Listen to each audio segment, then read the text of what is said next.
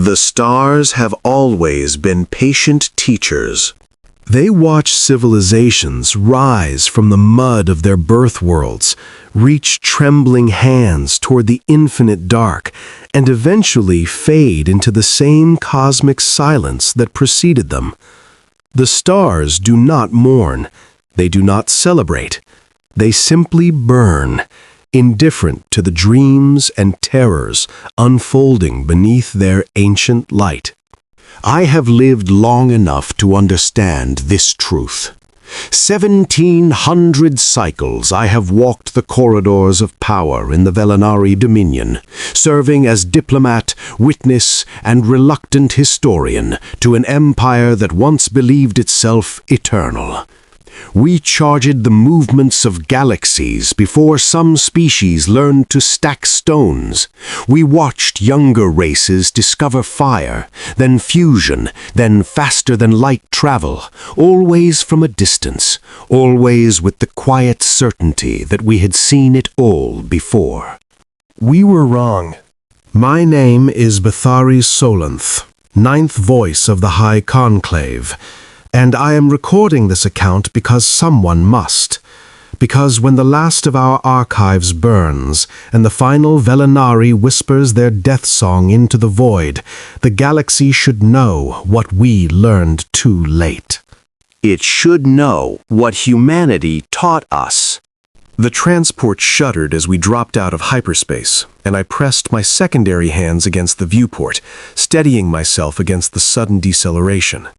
My primary hands remained folded in my lap, a conscious effort to project calm I did not feel. Beside me, my aide Korathfel shifted nervously, her bioluminescent markings flickering with barely suppressed anxiety. "We have arrived at the designated coordinates, ninth voice," the pilot announced through the internal comm.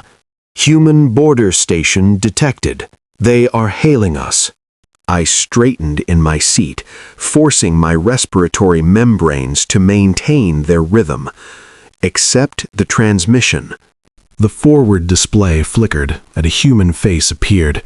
It was unremarkable by their species standards: tan skin, dark hair cut short, eyes that reflected light in that unsettling way all human eyes did. The creature wore a simple uniform, dark fabric with minimal decoration, and spoke with measured precision. "Velenari vessel, this is Station Commander James Chen of Outpost Meridian. We received your diplomatic request through emergency channels. You are cleared to approach Docking Bay 7. Medical and security teams are standing by to assist." I noted the careful neutrality in his voice. No warmth, but no hostility either. Simply acknowledgement. "We are grateful for your prompt response, Commander Chen," I said, the universal translator rendering my words into their crude tongue. "Time is not a luxury we possess." "Understood. We'll talk when you're aboard." The display went dark. Korathfel turned to me, her primary eyes wide with concern. "Ninth voice, are you certain about this? The humans, they have never shown interest in galactic affairs. They refused our invitation to the Concord of Species. They rejected trade negotiations with the Trilith hegemony. I am aware of their history with our kind," I interrupted gently, "as I am aware that we are out of options." The words tasted like ash on my tongue, but they were true. The Velenari Dominion, which had endured for 800,000 cycles, which had witnessed the birth and death of 100 lesser empires, was dying. Our fleets were scattered, our colonies burning, and our homeworld. I could not think of our homeworld without my heart seizing in my chest. The Kreth had come without warning, without reason, without mercy. A machine intelligence awakened from some forgotten corner of the galaxy, consuming everything in its path. 23 core worlds in the first wave, 47 in the second. By the time we understood what we faced, we had already lost half our territory and 3/4 of our military strength. We had pleaded with the Concord of Species for aid. The Trilith expressed concern but offered no ships. The Mordothi sent condolences and closed their borders. The Kaloks calculated that intervention would cost more than they could afford. Only the humans responded, a single encrypted message transmitted through channels we didn't know they possessed. Come, talk, bring proof. So here I was, ninth voice of the High Conclave, begging for salvation from a species we had dismissed as primitives barely 3 centuries ago. The irony was not lost on me. Outpost Meridian was smaller than I expected. Where Velinari stations sprawled across hundreds of kilometers, adorned with crystal spires and gravity-defying architecture, this human structure was compact, angular, and brutally functional. Its hull was pockmarked with what appeared to be weapons damage, old scars that had been repaired rather than replaced. They don't waste resources on aesthetics, Korethvel observed quietly as our transport glided toward the docking bay. Everything serves a purpose. Perhaps they simply have different priorities, I replied, though I found myself uncertain what those priorities might be. The docking procedure was efficient. Within moments, our vessel was secured, and a human delegation was waiting as we descended the boarding ramp. Commander Chen stood at the front, flanked by 2 soldiers in light armor and a woman in civilian clothes who carried a medical scanner. Ninth voice, the Thari Salanth, Chen said, inclining his head slightly. Welcome to Outpost Meridian. I apologize that we can't offer more comfortable accommodations. This station wasn't designed for diplomatic functions. Comfort is irrelevant, Commander. Results are what matter. A ghost of something. Surprise, respect, flickered across his face. Then we understand each other. Dr. Sarah Okonkwo will need to perform a basic health scan before we proceed. Standard protocol for all visitors. It won't take long. I submitted to the examination with what patience I could muster. The human doctor was gentle, professional, her movements precise and unhurried. She asked no unnecessary questions, made no small talk, simply performed her task and stepped back. No obvious health concerns, she reported. Some elevated stress markers in their biology, but given the circumstances, that's expected. Chen nodded. This way, please.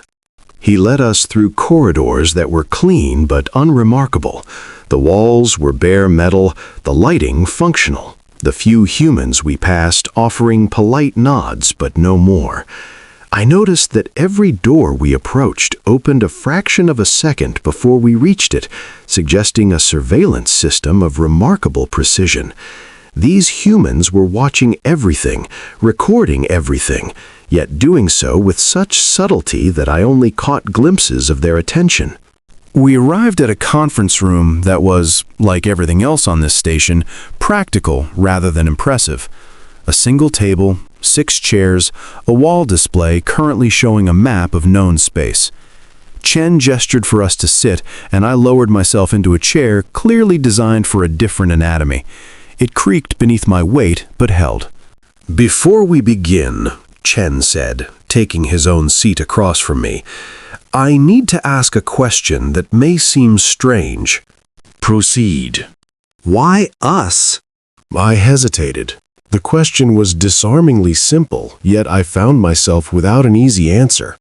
You were the only ones who responded to our distress call, I said finally. The only ones who opened a door when all others were closing. That's not what I asked. Chen's eyes held mine with an intensity I had not anticipated. You didn't come to us first. You went to the Trilith, the Morgothi, the Kaloks. You went to every species in the Concord before sending that encrypted signal to our channels. Channels, I might add, that you weren't supposed to know existed. Korethvel stiffened beside me, but I raised a hand to silence whatever protest she was about to offer. You are correct, I admitted. We sought help from those we considered equals. And when they turned you away, you came to the primitives. There was no anger in his voice, no bitterness, just quiet acknowledgement of fact. The species you voted to exclude from the Concord, the species your diplomats described as dangerously unpredictable in official records. I felt the weight of 1,700 cycles pressing down on me, the exhaustion of watching my people die, of running from system to system with our enemies always one step behind, of knowing that everything I had ever loved was being consumed by cold, calculating machines. We were wrong, I said. 3 words. They should not have been difficult to speak. Yet they caught in my throat like barbed wire, drawing blood with their passage. We were wrong about many things, Commander Chen. We looked at your species and saw chaos where we should have seen flexibility. We saw aggression where we should have seen determination. We saw danger where we should have recognized potential. Chen was silent for a long moment. When he spoke again, his voice was softer. How many of your people are left? I do not know. The admission burned. When I left the refugee convoy 3 cycles ago, we had approximately 800 million scattered across 73 vessels. The Kreth were closing on our position. Whether any survived, I could not finish the sentence. Dr. Okonkwo, who had remained standing near the door, stepped forward. The Kreth. Tell us about them. Not just what they are. We can access your public records for that. Tell us how they fight, how they think, what drives them. It was a strange question, coming from a medical professional, but I was beginning to realize that nothing about these humans was quite what it appeared. They do not think in any way we understand, I began slowly. They are machines, yes, but not like the artificial intelligences we have created. There is no negotiation with them, no communication. They arrive in a system, identify organic life, and begin systematic eradication. Their ships are unlike anything we have encountered, adaptive, self-repairing, capable of learning from every engagement. Learning how? Chen asked. If a weapon proves effective against them once, it will never be effective again. They analyze, adapt, and overcome. We developed countermeasures that destroyed 17 of their vessels in the Battle of Calith Prime. Within hours, those same countermeasures were useless. We lost 40 ships in the following engagement. I watched their faces as I spoke. The 2 soldiers by the door remained impassive. Dr. Okonkwo frowned thoughtfully. Chen's expression never changed. They've consumed 7 major civilizations in the past century, Korithval added, speaking for the first time since we had boarded. The Velinari are the 8th. None of the others survived. We recovered fragments of their records, final transmissions, desperate warnings. They all end the same way. Show me, Chen said. I exchanged a glance with my aide, then nodded. Korithvel produced a data crystal from her robes and placed it on the table. Chen picked it up, examined it for a moment, then inserted it into a slot in the table's surface. The wall display flickered to life. What followed was 11 minutes of horror. Footage from the Nethrix Imperium, a civilization that had existed for 30,000 years before the Kreth arrived. Their final stand above their homeworld. Ships that dwarfed anything the Velinari had ever built. Weapons that could crack moons. And a defensive network that should have been impenetrable. All of it swept aside in hours. The recording ended with a single message transmitted by the last surviving Nethrix leader. They cannot be stopped. They do not tire. They do not relent. We pray that whatever species finds this recording will learn from our failure, though we suspect it will not matter. Nothing stops them." Silence filled the conference room. Chen's face was stone. He had not moved throughout the recording, had not flinched at the scenes of devastation, had not shown any visible reaction to the extinction of an entire species condensed into 11 minutes. "How long ago was this?" he asked finally. 62 of your years," I replied. "We received the warning. We ignored it. The Nethrix were far from our borders, and their technology was different from ours. We convinced ourselves that what destroyed them would not reach us." "And now?" "Now we are weeks from sharing their fate." I felt something inside me crack, a dam that had been holding back 1,700 cycles of carefully maintained dignity. "Commander Chen, I am not here to negotiate trade agreements or discuss treaties. I am here because my people are dying, and you are the only ones who answered when we called for help." I leaned forward, abandoning all pretense of diplomatic composure. "I do not know what you can do. I do not know if you can do anything. But if there is any chance, any possibility at all, I am begging you to consider it. Not for me. I have lived long enough to accept my own death. But for the children on those refugee ships, for the knowledge we carry, the history we preserve, the songs that have been sung for 800,000 cycles and should not be silenced now." Chen studied me with those unsettling human eyes. "Ninth voice," he said quietly. "What do you know about humanity?" The question caught me off guard.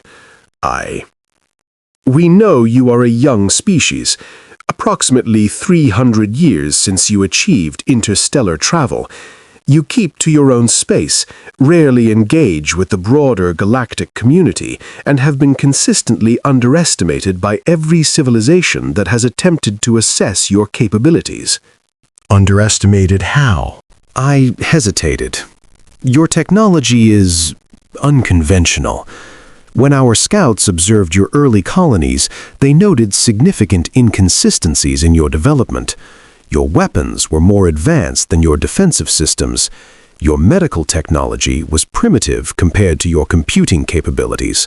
Your ships were functional but lacked elegance.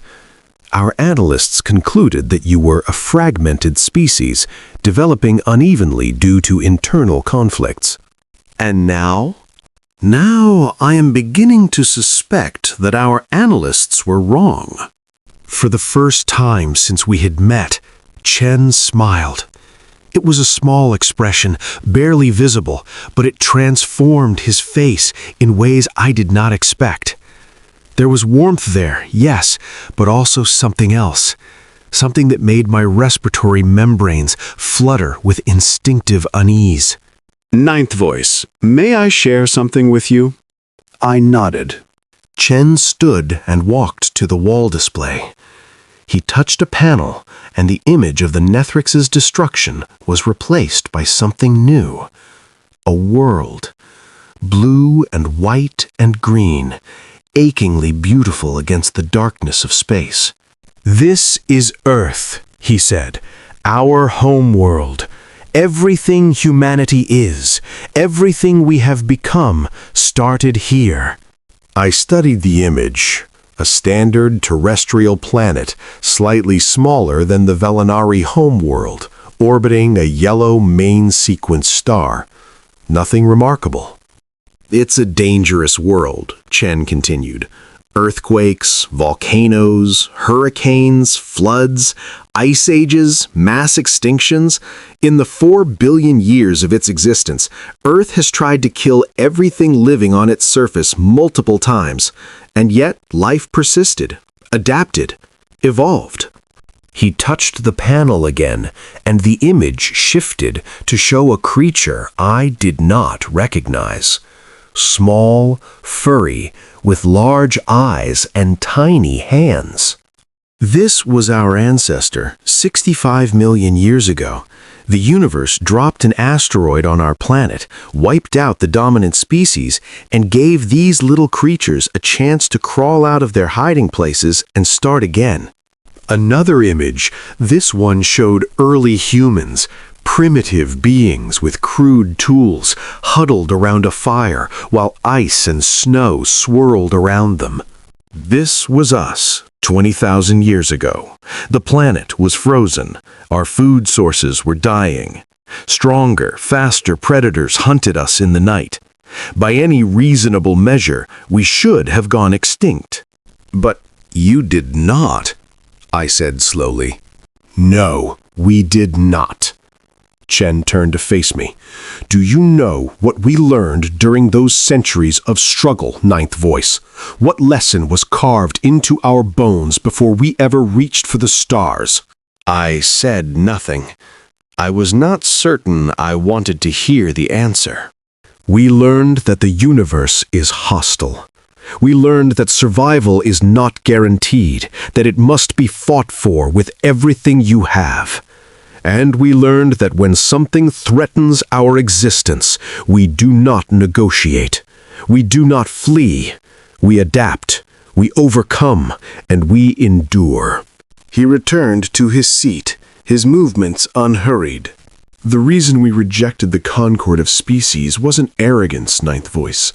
It wasn't primitiveness or unpredictability. It was because we looked at the galaxy and recognized the same pattern we had seen on Earth. Comfortable civilizations growing soft, ancient empires convinced of their own invincibility, species that had forgotten what it meant to struggle. You were waiting, I whispered. We were preparing. Chen's voice was calm, almost gentle. We knew that somewhere out there something was hunting, something that would not care about treaties or traditions or the carefully maintained order of the Concord. And when it came, we intended to be ready. I felt cold. Not the cold of fear precisely, but something deeper. The chill of realizing that everything I had believed about the galactic order was built on foundations of sand. You knew about the Creth. We knew about the possibility of the Creth, or something like them. The universe is old, Ninth Voice. In all those billions of years, something had to have risen before us. Something that didn't stop, didn't slow down, didn't content itself with a comfortable corner of space. He shrugged. We just didn't know what form it would take. Dr. Okonkwo stepped forward again. Commander, with your permission. The doctor addressed me directly. Ninth Voice, we need to examine your data in more detail. Not just the recordings of the Creths of Pax, but everything you have on their ship designs, their tactical patterns, their adaptation mechanisms. It will take time we may not have, but it's essential. We brought everything we could carry, Korathvel said. 17 data crystals containing our complete analysis of Creth technology and behavior. Then we should begin immediately. Okonkwo turned to Chen. I'll need access to the deep analysis labs, and we should contact Admiral Petrova. Already done, Chen said. She's en route. Should arrive within 6 hours. I blinked. You summoned a military commander before we had finished our discussion? I summoned her before you arrived, Ninth Voice. When we received your distress signal, we began mobilizing. Your visit here isn't to convince us to help. We decided to help the moment we understood what you were facing. Your visit is to give us the information we need to help effectively. The words struck me like physical blows. These humans, these supposed primitives, had started preparing for war before I even reached their space. They had analyzed our situation, made their decision, and begun acting on it, all while maintaining the appearance of neutral reception. Why? I asked. You owe us nothing. You owe the galaxy nothing. Why would you risk your own survival for species that dismissed you as irrelevant?" Chen was quiet for a long moment. When he spoke, his voice carried a weight I had not heard before. Because we remember what it was like to face extinction alone. Because every species that burns makes the galaxy a little smaller, a little colder, a little less worth saving. And because the Kree will not stop with you. He leaned forward. You came here expecting to beg for scraps, Ninth Voice, to plead for whatever ships we could spare, whatever weapons we might offer. But you don't understand what you've done. You brought us information, intelligence on an enemy we've been preparing to face for centuries. And now that we know what the Kreth are, how they fight, how they think, He paused, and that unsettling smile returned. now we can show you what we've been building while the galaxy ignored us. The next 6 hours passed in a blur of activity. Carathful worked with Dr. Okonkwo and a team of human analysts, transferring our data into their systems, answering questions that grew increasingly specific and technically complex. I remained in the conference room, exhausted beyond measure, watching the humans move with purpose and efficiency that made my own civilization's bureaucracy seem glacial by comparison. Commander Chen provided updates at regular intervals. Ships were being repositioned. Production facilities were accelerating output. Something called Project Anvil was being activated, though he did not explain what that meant. I dozed, finally, lulled by the hum of the station's systems and the absolute certainty that whatever was happening, I was no longer capable of affecting it. For the first time since the Kreth had arrived in our space, I allowed myself to rest without fear. I dreamed of home, of crystalline spires reaching toward violet skies, of my family, my siblings, my parents who had died believing our civilization would endure forever. I dreamed of a galaxy where the stars were kind and the darkness held no terrors. When I woke, Admiral Helena Petrova was sitting across from me. She was older than Chen, her hair white, her face lined with the marks of years and burdens, but her eyes were sharp, alert, and they studied me with an intensity that made me feel like a specimen under examination. "Ninth Voice," she said. "I apologize for watching you sleep. We didn't want to wake you before the briefing." I straightened, wincing at the stiffness in my limbs. "What briefing?" "The one where we explain what happens next." She gestured to the wall display, which now showed a complex tactical map I did not recognize. "Your aid has been invaluable. The data you brought is more comprehensive than we expected. We now have a complete picture of the Kreth's capabilities." "And?" "And they are precisely the threat we have been preparing for." Petrova stood and approached the display. "The Kreth are a self-replicating machine intelligence, likely of biological origin before their conversion to digital form. They do not seek resources, territory, or power. They seek optimization, the elimination of chaos, unpredictability, and organic inefficiency." "We know this," I said. "We have studied them extensively." "You have studied their behavior. You have not understood their weakness." I felt a flicker of hope. Dangerous, fragile, but real. They have a weakness? "Everything has a weakness, Ninth Voice. The Kreth's weakness is the same quality that makes them so effective. They adapt, they learn, they overcome. But adaptation requires patterns. Learning requires repetition. Overcoming requires understanding." Petrova touched the display, and a new image appeared. A human ship, angular and imposing, bristling with weapons I could not identify. Every species the Kreth have encountered has fought them the same way. Superior technology, overwhelming force, defensive formations designed to protect vital targets. The Kreth analyze these patterns, adapt to them, and break through. It works because every civilization in the galaxy thinks the same way about warfare. And humanity thinks differently? Humanity doesn't think at all. Petrova's smile was colder than Chen's, sharper. At least, not in any way the Kreth can predict. We've spent 3 centuries studying every major conflict in galactic history. We've analyzed the rise and fall of empires, the strategies of 1,000 species, the fundamental assumptions that underlie all organized warfare. And then we did something no one else has ever done. What? We threw it all away. She manipulated the display again, and the single ship was joined by dozens more, then hundreds, then thousands, ships of every size, every configuration, each one unique. The Kreth adapt to patterns, so we don't use patterns. Every one of these ships is different. Every weapon system is custom designed. Every tactical doctrine is unique to its crew. The Kreth want predictability. We give them chaos. They want to learn our weaknesses. We make sure we have no consistent weaknesses to learn. I stared at the display, trying to comprehend what I was seeing. That is impossible.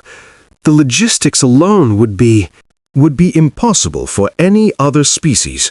Petrova's voice carried a note of pride I had not heard before. But humanity has spent 300 years perfecting exactly this capability.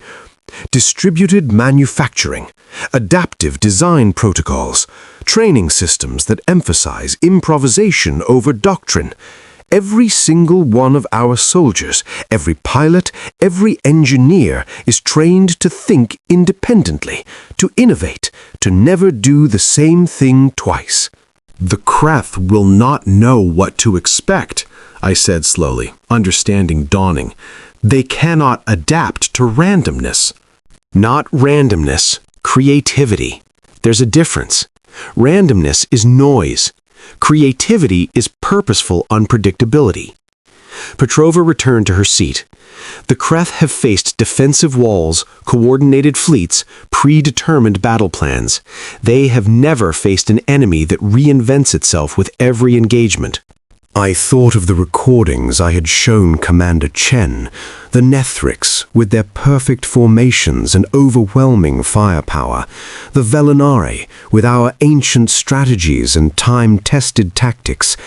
Every civilization that had fallen before the Kreth had done so because they believed their way of war was the only way. You have been waiting for this, I said. Not just preparing, waiting. We have been waiting for a worthy opponent, Petrova acknowledged. The galaxy called us primitives, unpredictable, dangerous. They were not wrong. They simply failed to understand that these qualities were not weaknesses. A tone sounded, and Chen's voice came through the room's speakers. Admiral, the convoy is in position. Fleet Admiral Okafor is requesting final authorization. Petrova glanced at me. Ninth voice, would you like to see what 300 years of preparation looks like? The observation deck was located at the highest point of Outpost Meridian, a dome of transparent aluminum that offered an unobstructed view of surrounding space. As I stepped through the door, my respiratory membranes seized in my chest. Ships. Thousands of them. They emerged from hyperspace in waves, each wave larger than the last. Cruisers and carriers and vessels I could not categorize, every one of them unique in design, yet moving with perfect coordination. The space around the station filled with humanity's fleet, a swarm of metal and fire that blocked out the stars themselves. The first response fleet, Petrova said, joining me at the viewport. 2,800 combat vessels, 300 support ships, and approximately 6 million personnel. They were stationed at the edge of human space, waiting for this moment. 6 million? I could barely comprehend the number. You have 6 million soldiers in a single fleet? In this fleet, the second response fleet is currently mobilizing its soul. The third is assembling in the Centauri systems. Each is roughly equivalent in size. I turned to stare at her. That is more combat capability than the entire Concord of species combined. The Concord believed that mutual defense agreements would prevent the need for large militaries, Petrova said. They were wrong. We chose a different path. Commander Chen appeared at the entrance to the observation deck. Admiral, Fleet Admiral Okafor is requesting a direct conference with the Velinari representative. Now? She insists. Petrova nodded, and the wall display activated to show another human face, this one dark-skinned, stern-featured, with the bearing of someone accustomed to command. Fleet Admiral Okafor wore a uniform similar to Chen's, but with additional decorations, and her eyes fixed on me with uncomfortable directness. "Ninth Voice Vithari Solanth," she said. "I am Fleet Admiral Amara Okafor, Commanding Officer of Humanity's First Response Fleet. I have a question for you." "Ask." Where is your refugee convoy? The question struck me like a physical blow. In all the discussion of strategy and preparation, I had almost forgotten the reason I was here. The 800 million Velinari drifting in the void, waiting for salvation or death. I do not know for certain. When I left them, they were 3 days' travel from the Calith Nebula, running dark to avoid Kreth detection. That was 6 days ago. We need to find them before the Kreth do. I felt helplessness wash over me. Our communication systems are compromised. The Kreth have learned to intercept our transmissions. Any attempt to contact the convoy would reveal their position. Okafor nodded, unsurprised. We anticipated this. Dr. Okonkwo's analysis of your Kreth data included their communication interception protocols. We've already developed a countermeasure. A countermeasure? They had analyzed alien machine intelligence technology and developed a solution in less than 6 hours. How is that possible? I whispered. Because we've been planning for this for 3 centuries, Ninth Voice. Okafor's expression softened slightly. Your people brought us the missing pieces, the specific frequencies, the encryption patterns, the detection thresholds, everything we needed to fill in the gaps in our preparations. She turned to address someone off-screen. Lieutenant Commander Torres, initiate contact protocol. Find the Velinari convoy. I watched the display, barely daring to hope.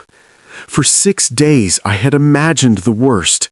The convoy destroyed, my people scattered to the void, the last of the Velinari dying alone and forgotten, while I sat in human space, begging for help. Long minutes passed. Then, the display flickered, and a face appeared that made my heart stop. This is convoy leader Methris Val, a familiar voice said, distorted by distance but unmistakable. We are receiving a transmission on an unknown frequency. Please identify yourselves. Methris, my mentor, my friend. She was alive. Convoy leader Val, Okafor said. This is Fleet Admiral Amara Okafor of the Human First Response Fleet. Ninth Voice Vethari Solanth reached our space safely. We are preparing to render assistance. There was a pause. Then Methris's voice came again, trembling with something I had never heard from her before. Hope. You received our signal? You are coming to help? We are, but we need your current position and status. We are We are 2 days from the Calith Nebula, Admiral. The Kreth found us yesterday. They have been shadowing us, waiting for reinforcements. We have lost 17 ships in running engagements. We have... Her voice broke.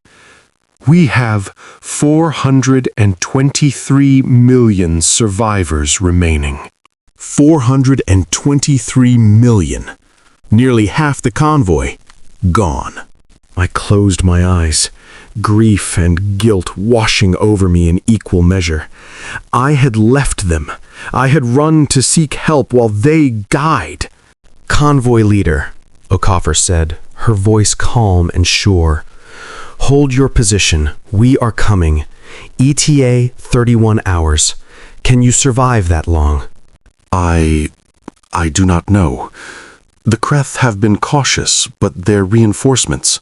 Forget about their reinforcements. We will handle them. You focus on keeping your people alive.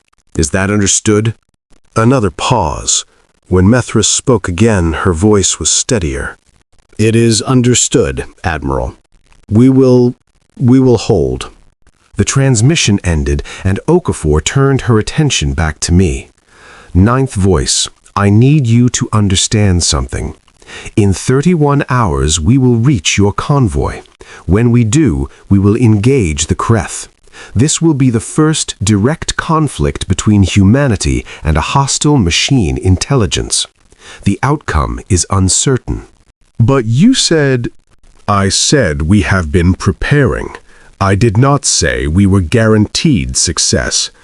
No battle is certain. No enemy is predictable. What I can tell you is that we will fight with everything we have, and we will not stop until your people are safe or we are destroyed. I studied her face, searching for doubt, for fear, for the same quiet desperation I had seen in so many Velinari commanders before they died. I found none. Why? I asked, the same question I had asked Chen. Why are you doing this? Okafor's expression shifted, something ancient and patient moving behind her eyes. Because this is what we were made for, Ninth Voice. Every war we have fought, every catastrophe we have survived, every moment of suffering in our history, it all led here, to this moment.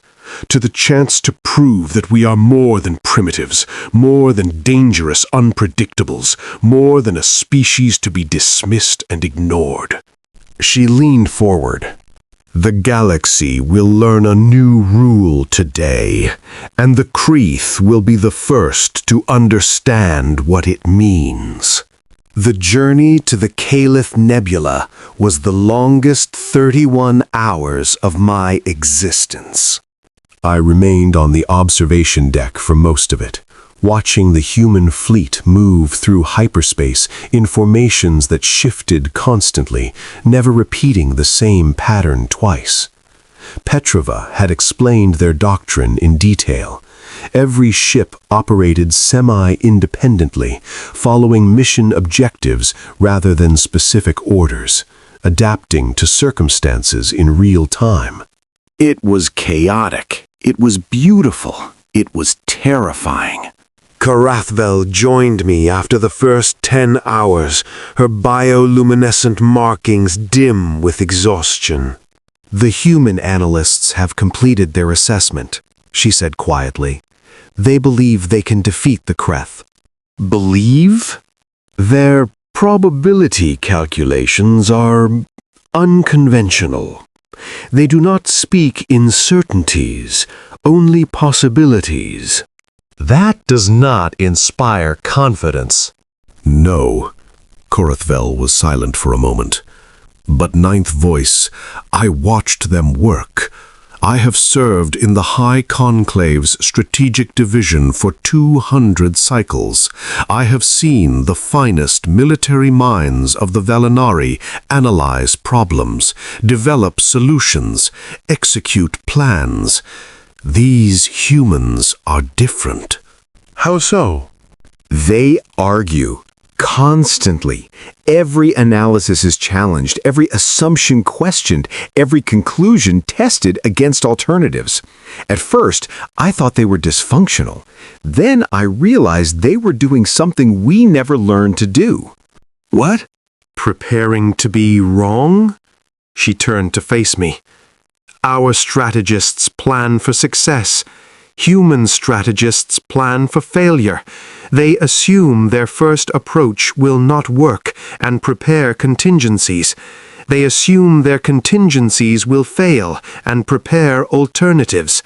They build redundancy into every system, every strategy, every decision.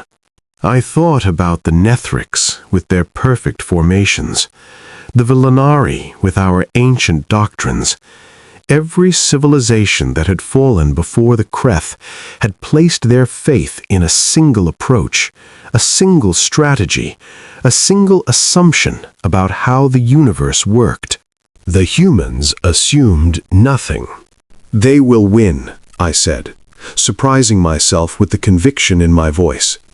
I do not know how. I do not know at what cost, but they will win. The moment the fleet dropped out of hyperspace, I understood why. The Kaleth Nebula blazed across the viewport, a vast cloud of ionized gas that painted the darkness in shades of crimson and gold. Against that backdrop, I could see the Velinari convoy, small, fragile, surrounded by the angular shapes of Kreth hunter vessels. And between the convoy and the Kreth, humanity's fleet spread like a wall of fire. The Kreth vessels reacted immediately. I could see them analyzing, adapting, reconfiguring their formations to meet this new threat. They had encountered resistance before. They had crushed it every time. But they had never encountered humanity. The first human ships engaged at long range, their weapons systems firing in patterns I could not predict or understand. Some ships held back, while others surged forward. Some attacked in groups, while others operated alone. There was no visible coordination, no obvious strategy, just a swarm of independent actors moving toward a common goal. The Kreth adapted. Their vessels shifted to counter the initial assault. And then, everything changed. The human ships changed too. The vessels that had attacked first fell back, replaced by fresh ships with completely different weapon configurations. The Kreth adapted again, and the humans changed again. Each engagement lasted seconds before the humans transformed their approach entirely, forcing the Kreth to restart their analysis from scratch. "They cannot learn," I breathed. "The humans are not giving them time to learn." Admiral Petrova, who had joined me on the observation deck, nodded. Every 30 seconds, we rotate tactics. Every minute, we introduce a new weapon system. Every 5 minutes, we completely restructure our battle doctrine. The Kreth are fast, but they cannot adapt faster than we can change. I watched in awe as the battle unfolded. Human ships died. I saw at least a dozen destroyed in the first 10 minutes. But for every human vessel lost, a dozen Kreth hunters were shattered. The machine intelligence that had consumed 7 civilizations, that had driven the Velinari to the brink of extinction, was being methodically dismantled by an enemy it could not understand. "This is impossible," I said. "No species fights this way. The cognitive demands alone." "Humans are not like other species, Ninth Voice." Petrova's voice was soft. "We evolved on a world that tried to kill us every day. We survived ice ages and plagues and wars among ourselves that make this battle look like a minor skirmish. And every time we were pushed to the brink of extinction, we came back stronger." She gestured toward the bottle. "The Kreth are machines. They are programmed to optimize, to analyze, to adapt. They are very, very good at what they do, but they are limited by their programming. Humanity has no such limitations. We can be stupid, irrational, unpredictable. We can sacrifice ourselves for abstract concepts, fight for causes that make no logical sense, love our enemies and hate our friends. The Kreth fleet was crumbling now. Their hunters, designed to methodically eliminate organic threats, were instead being overwhelmed by an organic threat they could not predict. Human ships darted through their formations, exploiting weaknesses that existed for only seconds before changing again. The Kreth will learn from this, Petrova continued. They will analyze our tactics and develop countermeasures. They will adapt to our unpredictability. And when they come back, they will be more dangerous than ever. Then how can you win? Petrova smiled, and this time there was no coldness in it, only weary determination. Because we will change too. We will study what they learn from us and become something new. And then we will change again and again and again. The Kreth think they are fighting a war. We know we are running a race. And humanity has been running since we crawled out of the mud on a planet that wanted us dead. The last Kreth vessel in the system was destroyed 18 hours after the engagement began. I counted the human losses. 47 ships destroyed, 207 damaged, approximately 80,000 casualties, against a Kreth force that would have annihilated the remaining Velinari fleet in hours.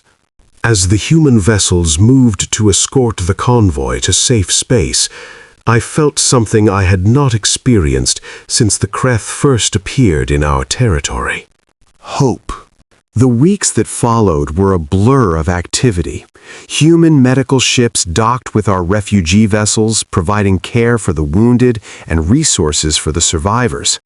Engineers worked around the clock to repair damage and improve defenses. And throughout it all, humanity's military machine continued to mobilize. The second response fleet arrived 5 days after the battle. The third arrived a week later. By the time a month had passed, there were more human warships in the former Velinari territory than the Dominion had possessed at the height of its power. But it was not the ships that truly amazed me. It was the people. Dr. Okonkwo led teams of human medical professionals who worked alongside Velinari healers, learning our biology, adapting human treatments to our physiology, saving lives that would otherwise have been lost. Commander Chen organized logistics operations that ensured no refugee ship went without food, water, or power. Thousands of human volunteers came forward to help with everything from childcare to cultural preservation. They asked nothing in return. They expected no gratitude, no payment, no political concessions. They simply helped because that was what humans did. I asked Commander Chen about it once, during a quiet moment between emergencies. It is strange, I said. Your species' reputation in the galaxy is not charitable. You are seen as aggressive, suspicious, dangerous. Yet here you are, saving a people who once dismissed you as primitives. Chen considered the question carefully. Do you know what defines humanity, Ninth Voice? It's not our technology or our military capability. It's our memory. Memory? We remember what it was like to be powerless, to be small, to face extinction without any hope of salvation. He gestured toward a viewport, beyond which Velinari children were playing in a compartment that had been converted into a temporary school. Every one of us carries the memory of every struggle our ancestors endured, every plague, every famine, every war, and we remember what we wished someone had done for us. You help others because you remember suffering. We help others because suffering alone is the worst fate any conscious being can endure. and because the galaxy is cold enough without adding to its cruelty. I thought about those words for a long time afterward. 6 months after the Battle of Caleth, Fleet Admiral Okafor requested my presence aboard her flagship. The vessel was named Defiant, an appropriate name, I thought, for a species that had built its identity around refusing to surrender. I was escorted through corridors filled with busy personnel, past tactical displays showing ongoing operations across former Velinari space, until I reached the flag bridge. Okafor stood at the center of a holographic projection showing the entire region. Red markers indicated Kreth positions, still numerous, still dangerous, but now contained, pushed back, retreating. Ninth voice, she said without turning. Thank you for coming. You summoned me, Admiral. I could hardly refuse. I summoned you because you deserve to see this. She gestured, and the projection zoomed in on a particular system. Do you recognize it? I studied the configuration for a long moment before my hearts seized in recognition. That is the Velinari homeworld. Was, Okafor corrected. The Kreth occupied it 5 months ago. They have established a major production facility on the surface and are using the system as a staging area for further expansion. I felt grief rise in my throat. Our homeworld, 800,000 cycles of history, art, philosophy, reduced to a manufacturing hub for machines. I know, Okafor said softly. I know what it means to lose a homeworld. Humanity has never faced that particular tragedy, but we have come close. We understand. Why are you showing me this? Okafor turned to face me, and I saw something new in her eyes. Not just determination or courage, something fiercer. Because in approximately 4 hours, we are going to take it back. I stared at her. That is impossible. The Kreth have fortified that system beyond anything. The Kreth have fortified that system against the kind of attack they understand: massed fleets, coordinated assaults, predictable strategies. Okafor smiled. We are not going to attack them. Then what? Watch. She touched a control, and the holographic display shifted to show the approach vectors of humanity's fleet. But there was no fleet. At least, not in any configuration I recognized. Instead, I saw scattered ships approaching from hundreds of different directions, each one alone, each one moving at different speeds and on different trajectories. The Kreth defense grid is designed to counter organized assault, Okafor explained. It identifies threats based on formation, coordination, shared tactical objectives. It cannot process individual, unrelated contacts. It dismisses them as debris, asteroids, sensor ghosts. You are sneaking your ships past their defenses. In a manner of speaking, each vessel has a unique mission, a unique target, a unique method. When they strike, it will not be a coordinated attack. It will be 1,700 separate attacks happening simultaneously. The Kreth will attempt to adapt to each one individually. And while they are adapting, we hit them with something they have never seen before. The display zoomed further, revealing something massive emerging from hyperspace at the edge of the system. A ship, if it could be called a ship, larger than anything I had ever seen. Its hull was covered with devices I did not recognize, all of them pulsing with barely contained energy.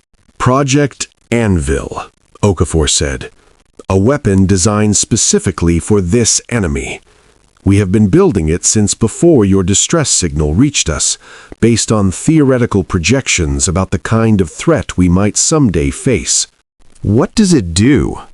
It generates a cascading electromagnetic pulse that targets specific frequency ranges, the ranges the Kreth use for internal communication and processing. It will not destroy their vessels, it will simply silence them. I understood immediately. Without communication, they cannot coordinate. Without processing, they cannot adapt. And without adaptation, they are just machines. Machines we know how to destroy. I watched as the scattered human vessels reached their positions. On the display, the Kreth defense grid continued functioning normally, oblivious to the threat gathering around it. Admiral, I said quietly, if this works, if you truly reclaim our homeworld, It is not a gift, Ninth Voice. It is a restoration. Your people built something beautiful over 800,000 cycles. The Kreth cannot be allowed to erase that. On the display, I watched 1,700 pinpricks of light strike simultaneously across the Kreth-occupied system. Communications arrays exploded. Sensor platforms went dark. Production facilities were crippled before their defenses could activate. And then Project Anvil fired. the pulse was invisible to the naked eye, but on the tactical display I saw its effect. Every Kreth vessel in the system went dark. Their weapons fell silent, their engines stopped. They drifted, silent and helpless, as humanity's scattered forces regrouped and began the systematic work of destruction. It took 7 hours to secure the system. 7 hours to accomplish what the Velinari military, at the height of its power, had failed to do. 7 hours to reclaim a world we had believed lost forever. When it was over, Okafor turned to me with an expression I could not read. "Ninth Voice," she said, "humanity has done what we can do. The Kreth are contained, not defeated. They will rebuild, regroup, and return. But for now, your people have a home world again. What you do with this second chance is up to you." I stood in the observation deck of Fleet Admiral Okafor's flagship, watching the Velinari homeworld turn slowly beneath us. Its cities were dark, its oceans still, its once great civilization reduced to ruins and silence. But it was ours again. After everything, it was ours. Behind me, I heard footsteps.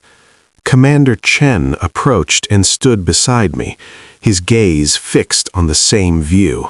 "Beautiful," he said quietly. "It was," I agreed. "It will be again, given time." "Time is something the Kreth won't give you. They'll be back." "I know." I turned to face him. "And when they come, humanity will not be there to save us again. We understand this." "Do you?" The question was not accusatory, merely curious. I considered my answer carefully. "Admiral Okafor explained your doctrine to me. You do not fight wars for other species. You provide tools, training, and the opportunity to fight for themselves. What you have done for the Velinari, the resources, the technology, the lessons, it is meant to enable us to survive on our own." Chen nodded. "And will you?" "I do not know."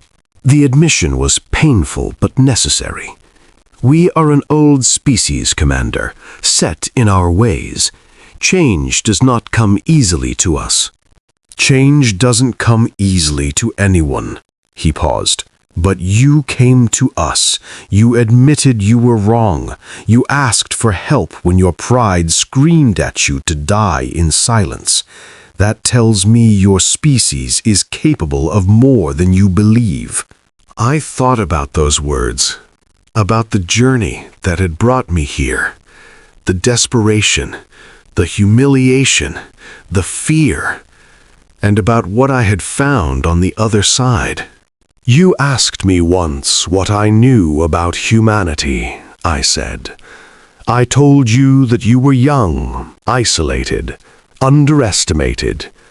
I was not entirely wrong.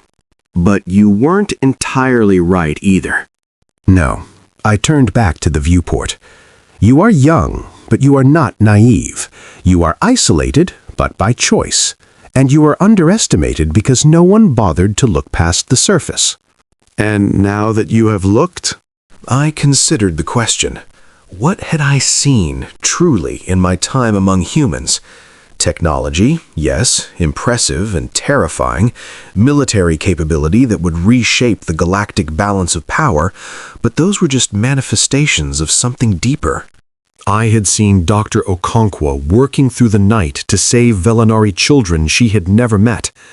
I had seen Commander Chen organizing relief efforts with calm efficiency, never seeking recognition. I had seen Admiral Petrova explaining military doctrine with the patience of a teacher. I had seen Fleet Admiral Okafor risking everything to reclaim a world that was not her own. I have seen a species that was forged in fire, I said finally. A species that learned to survive by adapting, enduring, and refusing to surrender.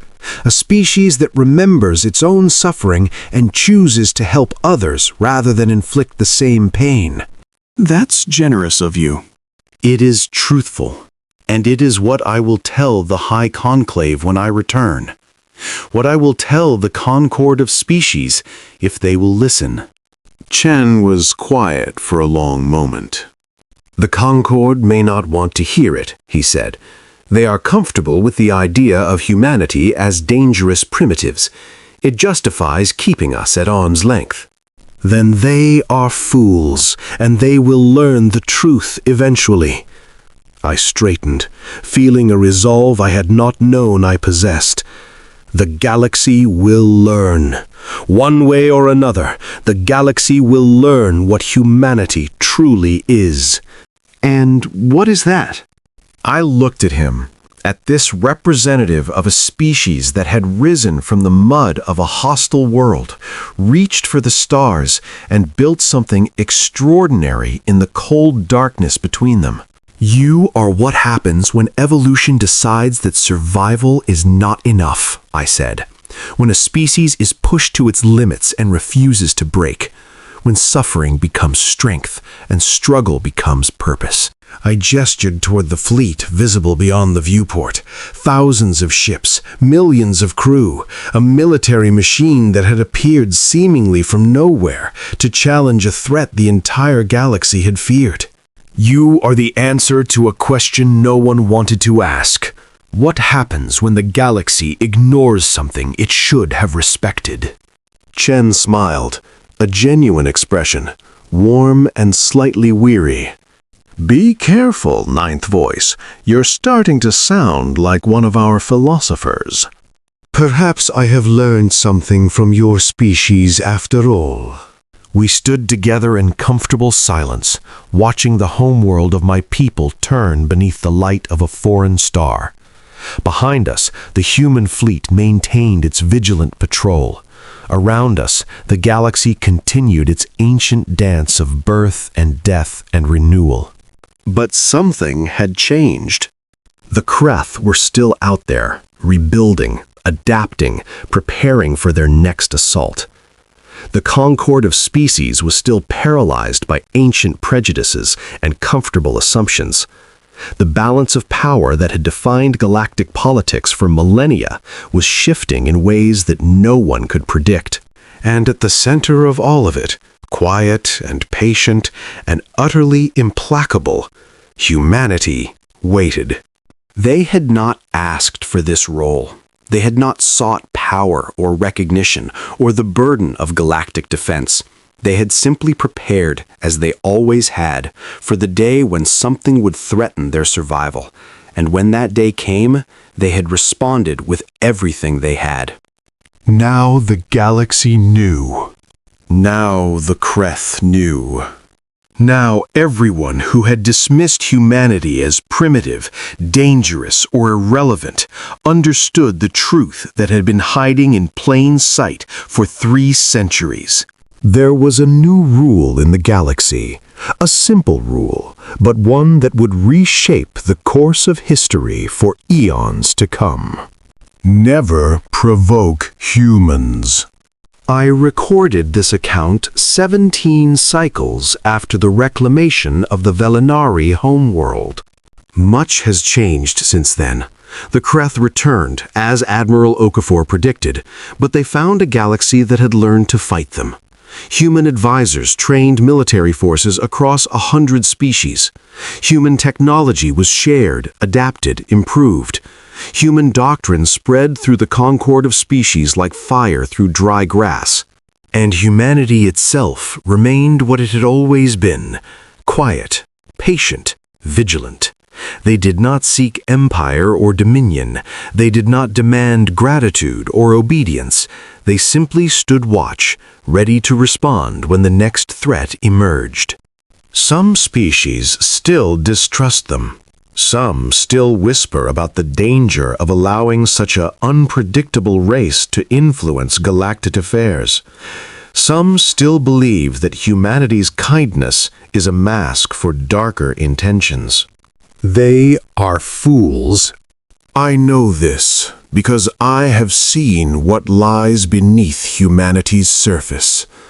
Not malice or ambition or the cold calculus of power, but memory, the memory of suffering, the determination to ensure that no species ever faces extinction alone. It is not a comfortable truth, I suppose. The galaxy would prefer its saviors to be noble and pure, untouched by the darkness that spawned them. But humanity is not noble. Humanity is scarred, struggling, deeply flawed. And that is exactly why they are the species the galaxy needed. Because they understand that survival is not guaranteed. Because they know what it means to fight against impossible odds. Because they have looked into the abyss of extinction and refused to blink. The stars still burn. The darkness still spreads between them. And somewhere out there, the Kreth, or something like them, continues to hunger for optimization, for the silence of organic chaos, for the extinction of everything that dares to be unpredictable. But now the galaxy has a defender. Not because humanity sought the role, but because no one else was willing to pay the price it demanded. I am old now. My respiratory membranes flutter with the weakness of age, and I know that I will not see many more cycles. But I am content. I have witnessed something that few beings in the long history of the cosmos have seen: the rise of a species that was forged in suffering and emerged with the capacity for both terrible destruction and boundless compassion. I have watched the galaxy learn a new rule. And as I prepare to join the silence that awaits all conscious beings, I find myself grateful for one small thing: that when humanity finally revealed itself to the universe, it chose to show mercy. Because I have seen what they are capable of when they don't. The recording ends here. Whoever finds this account, remember what it contains. Remember the lesson the galaxy learned in the fires of the Kreth War. Never provoke humans. Not because they will destroy you, though they can. Not because they are stronger than you, though they are. But because once you have made them your enemy, Once you have threatened what they love, once you have crossed the line that separates their patience from their wrath, they will never stop. They will never forget. And they will never, ever forgive. This is Ninth Voice Vethari Solonth, last survivor of the High Conclave, signing off. May the stars guide you, and may you never give humanity a reason to guide themselves toward you.